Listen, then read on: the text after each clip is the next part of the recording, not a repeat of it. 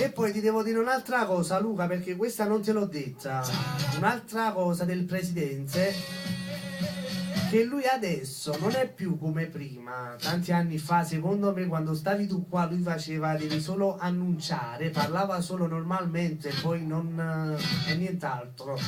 Invece adesso, quando mi deve dire qualcosa che io devo annunciare, prima si alza, poi dà un pugno sul tavolo e poi mi dice che devo fare, capito? Non è che...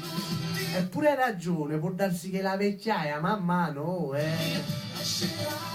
però è meglio che ce lo riguardiamo, se no Luca va a finire che...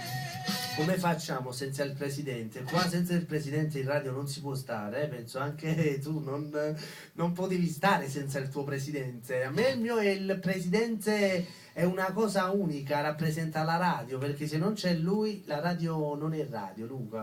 Io la penso così, poi vedi tu, vai. Se puoi darci sta risposta. Ormai, tra tanti messaggi che hai mandato, accettiamo anche quest'altro, vai. L'amica Milena da Torre Annunziata saluta per l'intera famiglia Campanile, per le figlie, per Alberto Campanile, per Ciacia, per Mena, per Stella, per me dello staff e Fascia. Nancy con Fa parlo cuore.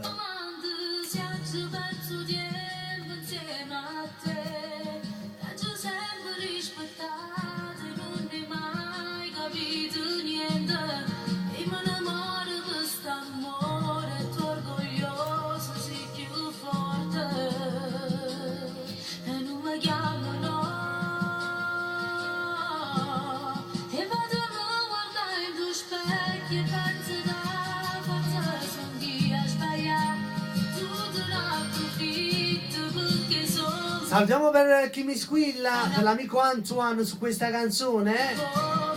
Piace Nancy, ciao Antoine.